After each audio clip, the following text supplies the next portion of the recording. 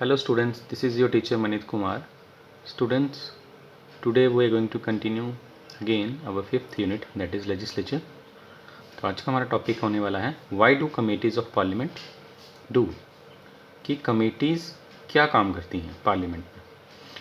Students committee का बहुत important role होता है पार्लियामेंट में, ठीक है। आपको पता है कि पार्लियामेंट में जो बिल पेश होता है वो सीधा ही कोई जो हमारे मिनिस्टर्स हैं वो डायरेक्टली नहीं ले आते हैं। कमेटीज़ बहुत होती हैं जो उनको स्टडी करती हैं, उनका फ्रेमवर्क तैयार करती हैं, ठीक है।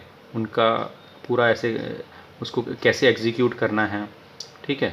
तो वो सारी चीज़ें स्टडीज़ कमेटीज़ करती हैं, तो उनका बहुत ही ज़्यादा इंपॉर्टेंट रोल होता है और हम इनके रोल को वन बाय वन समझने की कोशिश करेंगे।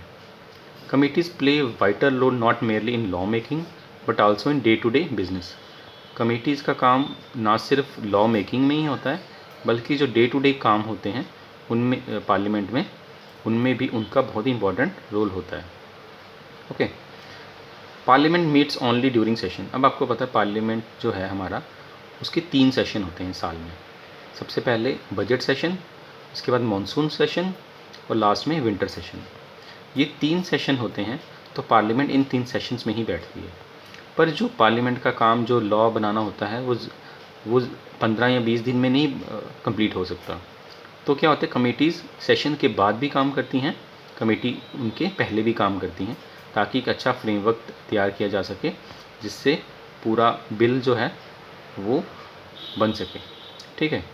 और जब कमेटीज़ जब अपना काम करके प्रेसिडेंट के पास जब वो बिल जाता है तो वो बहुत ही कम उसके चांसेस होते हैं उसके रिजेक्ट होने के, क्योंकि कमेटीज़ ने उस पर बहुत काम किया होता है, उस पर उसका वर्क इतना अच्छा किया होता है ताकि उसके जो नुकसान हैं या उसके बेनिफिट्स हैं उसको अच्छे से डीपली स्टडी करके इन डेप्थ जाके फिर वो बनाते हैं। तो उसके बहुत चांसेस कम हो जाते हैं कि प्रेसिडेंट उसे रिजेक्ट करे या उसके जो बाकी जो हाउसेज़ हैं वो उसको अप्रूव ना करें, ठीक है। तो समझ आ गया, इसका बहुत ही इंपॉर्टेंट रोल होता है। अब मैंने आपको बताया कि पार्लियामेंट के 3 सेशन होते हैं, तो 3 सेशन में पार्लियामेंट तो बैठती है पर कमेटी जो है पूरे साल काम करती हैं, ठीक है। तो यहाँ पर लिखा हुआ है जैसे committees works before and after sessions also. तो सेशंस तो 3 ही होंगे, उसके आगे और पीछे भी कमेटीज़ काम करेंगी, ठीक है। क्योंकि कभी कभी ज़रूरी नहीं है 3 महीने भी लग सकते हैं, 6 महीने भी लग सकते हैं, ठीक है, एक अच्छे से बिल को ड्राफ्ट करने के लिए, ठीक है। Committees also studies the demand for grants made by various ministers.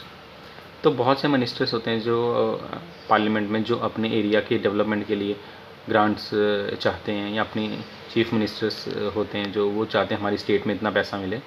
तो उस पर भी क्या होती हैं, कमिटीज़ वर्क करती हैं कि कितना पैसा दिया जाए या कितनी ज़रूरत है, या ठीक है। तो उस पर भी वो क्या करती हैं, स्टडी करती हैं।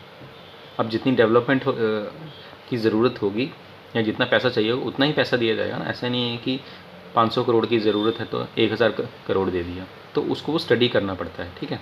तो वो कौन करता है, कमेटीज़ करती हैं। Committees look into the expenditure incurred by various departments. और जो बहुत से डिपार्टमेंट्स हैं उन्होंने कितना खर्चा कर दिया या कितना खर्चा कर रहे हैं वो, ये जो उनको पैसा एलोकेट हुआ है, ठीक है। तो उस पर भी कौन सुपरवाइज़ करेगा, कमेटीज़ करेंगी। Committees also investigate cases of corruption. अब जैसे कमेटीज़ या ये बहुत ही इंपॉर्टेंट चीज़ है कि कमेटी इन्वेस्टिगेशन भी करती है।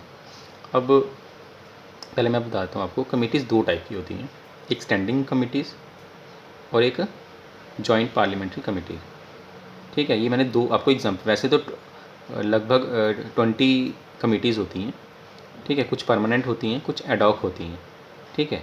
तो मैंने एक एग्जांपल स्टैंडिंग कमेटी जो ली है ये परमानेंट कमेटी है, और जो जेपीसी है जॉइंट पार्लियामेंट्री कमेटी ये एडहॉक कमेटी है, ठीक है।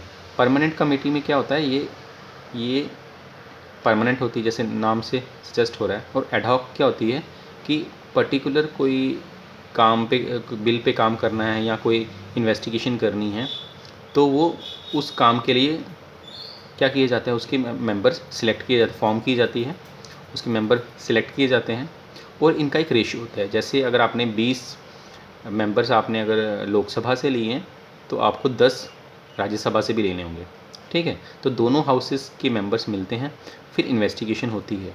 जैसे आपने सुना होगा, मैं आपको 2 एग्जांपल्स देता हूँ। जैसे 2G स्पेक्ट्रम केस हुआ, तो उस पर इन्वेस्टिगेशन हुई, उस पर JPC बनाई गई, ठीक है। उसमें 30 मेंबर्स लिए गए, 20 from the Lok Sabha and 10 from the Rajya Sabha. तो 30 मेंबर्स ने क्या किया, उस पर स्टडी किया कि 2G स्पेक्ट्रम जो घोटाला हुआ ये कैसे हुआ, ठीक है। तो इसमें आपको पता है कि A राजन जो थे वो फंसे थे उसमें, उनको जो जेल भी हुई थी, बाद में वो बरी हो गए। तो उस पर एक स्टडी किया गया कि कैसे 2G जो स्पेक्ट्रम थे वो बेचे गए, गवर्नमेंट ने कैसे बेचे गए, जिससे फाइनेंशियल जो गवर्नमेंट को इनकम होनी थी वो नहीं हो पाई या कम हुई।